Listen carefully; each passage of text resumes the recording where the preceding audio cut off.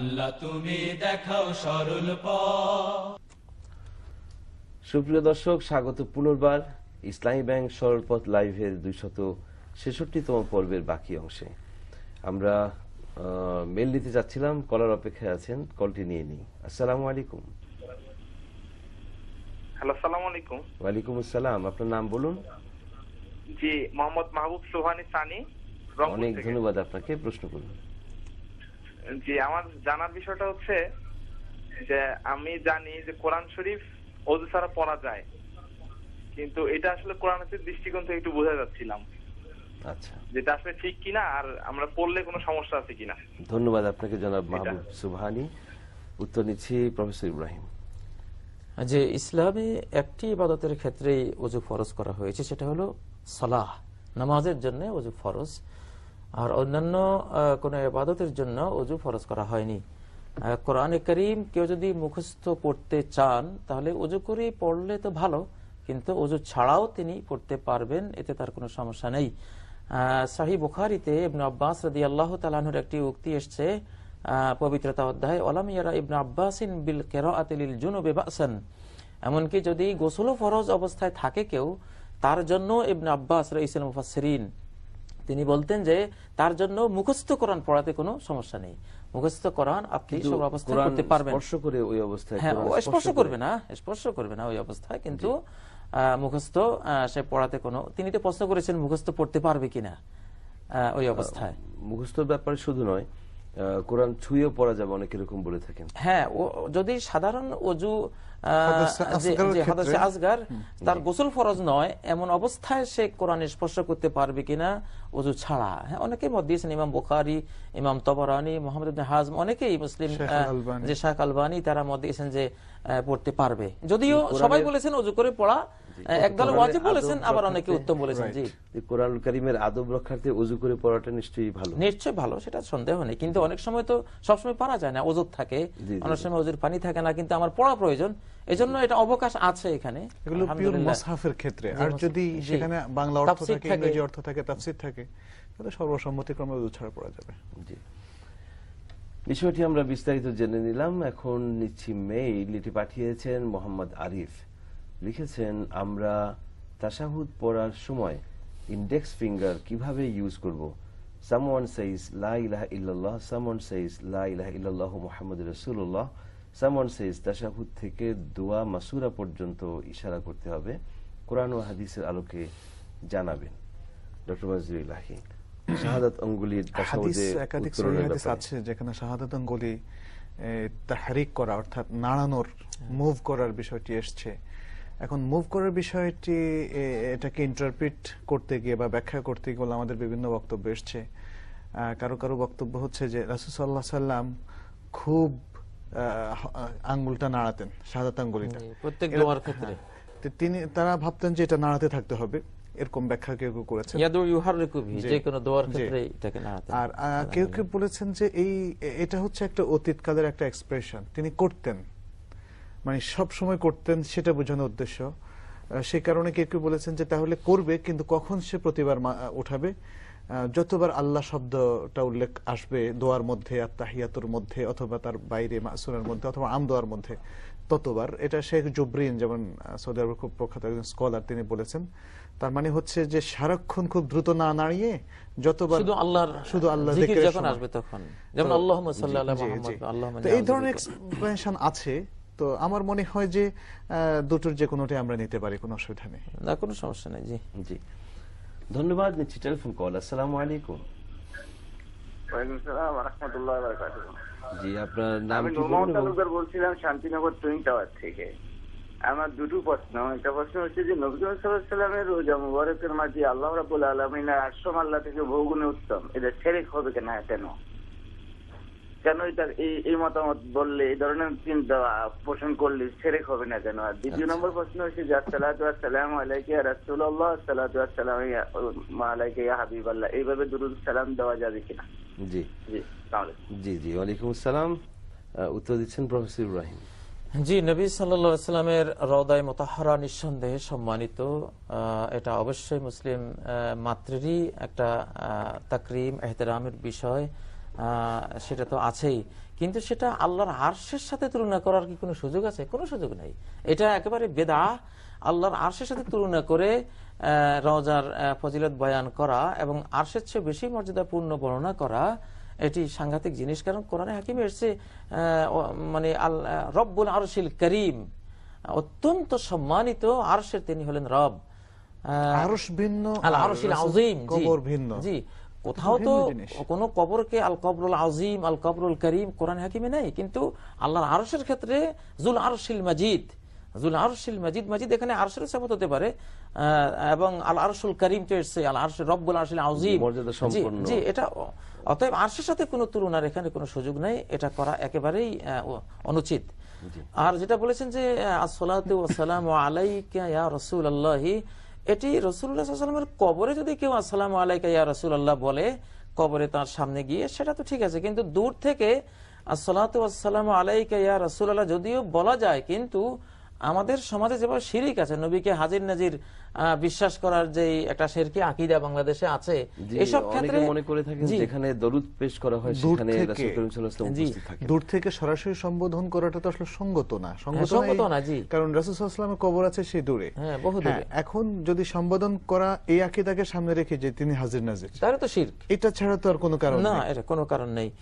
আর জি, যেটা এখন যেটা প্রশ্ন যে আমরা তো আত্তাহিয়াতের মধ্যে আমরা পড়ি আসসালামু আলাইকা আইয়ুহান নাবিয়্যু, এটা জি, কিন্তু সহিহ বুখারীতে স্পষ্ট এসেছে সাহাবীরা যেমন আয়েশা, আব্দুল্লাহ ইবনে ওমর, অনেক সাহাবীরা নবীজির মৃত্যুর পরে তারা পড়তেন আসসালামু আলান নাবিয়্যি ওয়া রাহমাতুল্লাহি ওয়া বারাকাতুহু, আলাইকা খেতাব তারা বাদ দিয়েছিলেন, যে সালাত সালাম নবীর প্রতি, তোমার প্রতি যে কথাটা, এটা ওনারা বাদ দিয়েছিলেন সাহাবায়ে কেরাম।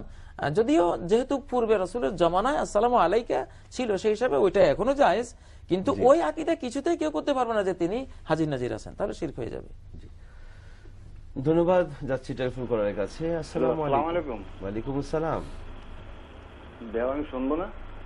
হ্যালো, আসসালামু আলাইকুম। ওয়ালাইকুম আসসালাম, আপনাকে শুনতে পাচ্ছি। দর্শক, আমি আপনার নাম বলুন। মুজাফফর আলী, খুলনা থেকে বলছিলাম। মুজাফফর আলী, জি জি, ধন্যবাদ। আমার প্রশ্নটা হলো যে ইসলামী ব্যাংকটা কি তার নিজস্ব কোনো শরিয়া আইন না কেন্দ্র ব্যাংকের আইনে চলে? ইসলামী ব্যাংক কোন আইনে চলে? আপনাকে অনেক ধন্যবাদ জনাব মুজাফফর আলী। অবশ্য উনি সুনির্দিষ্ট করে বলেননি যে ইসলামী ব্যাংক তো বাংলাদেশে অনেকগুলো রয়েছে, ইসলামী ব্যাংকগুলো কিভাবে চলে, এটা কি ইসলামী শরিয়া মতে চলছে নাকি বাংলাদেশ ব্যাংকের নীতিমালা? ইসলামিক ব্যাংকগুলোতে জেনারেল গভর্নেন্স যেমন আছে, শরিয়া গভর্নেন্সটাও আছে। শরিয়া গভর্নেন্সটা মেইনটেইন করার জন্য তার আছে শরিয়া সুপারভাইজারি কমিটি অথবা শরিয়া কাউন্সিল।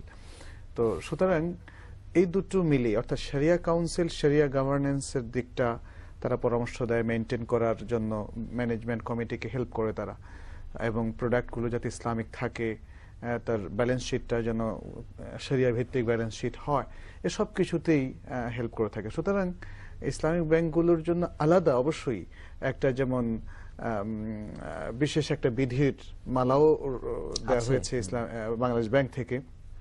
এটা সমস্ত ব্যাংকগুলোর ইসলামিক উইং অথবা ইসলামিক ব্যাংকগুলো পরিচালনার জন্য এটা করা হয়েছে। তো ভবিষ্যতে হয়তো এটাকে এক রূপে কিংবা আরো সেন্ট্রাল শরিয়া বোর্ড তো আছে, সেন্ট্রাল শরিয়া বোর্ড আছে ইত্যাদি, তো যেগুলোর দ্বারা আমরা বলতে পারি যে ইসলামিক ব্যাংকগুলো তার জেনারেল গভর্নেন্সের পাশাপাশি শরিয়া কমপ্লায়েন্সটা যাতে প্রোটেক্ট করতে পারে সেই জন্য তাদের ব্যবস্থা আছে। অনেক ধন্যবাদ। প্রশ্ন করেছেন পাভেল হুসেন, তিনি লিখেছেন পবিত্র কোরআন এবং সুন্নাহ মতে কবর জিয়ারত কি জায়েজ? ক্লোজ রিলেটিভসদের কবর কিভাবে ভিজিট করার নিয়ম? প্রফেসর ইব্রাহিম। জি, সহিহ সুন্নাহ মতে কবর জিয়ারা ইসলামের একটি মহান ইবাদতের অন্তর্ভুক্ত। সহিহ মুসলিমের মধ্যে হাদিস রয়েছে, নবী সাল্লাল্লাহু আলাইহি সাল্লাম প্রথম যখন তিনি নবী হয়ে আসেন তখন মূর্তি পূজার আধিক্য ছিল, কবর পূজার আধিক্য ছিল, এই জন্য কবর জিয়ারত নিষেধ করেছিলেন। কুনতু নাহাইতুকুম আন জিয়ারাতিল কুবুর, আমি তোমাদেরকে কবর জিয়ারত থেকে নিষেধ করেছিলাম। আলা ফাজুরুহা, এখন বলছি যে তোমরা কবর জিয়ারত করো, কবর মানে এটা দেখতে যাও।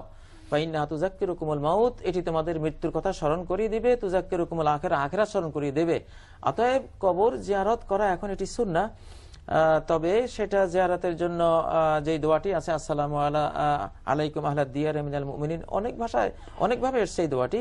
তো এই দোয়াটি সেখানে গিয়ে ছোট্ট দোয়া, কিন্তু ছোট হলে কি হবে, যা যা প্রয়োজন কবরবাসীর জন্য সমস্ত কিছু সেখানে এই ছোট্ট দোয়ার মধ্যে, যে শান্তি, রহমত, মুক্তি সবকিছু সেখানে বলে দেয়া হয়েছে। ওইটুকুই যথেষ্ট, আলহামদুলিল্লাহ।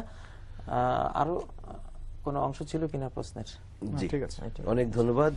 প্রশ্নের উত্তর আমরা পেয়ে গেলাম। একটি টেলিফোন কল নিয়ে নিই। আসসালামু আলাইকুম। হ্যালো, আসসালামু আলাইকুম। ওয়ালাইকুম আসসালাম। আমি ইভা বলছি এলিফ্যান্ট রোড থেকে।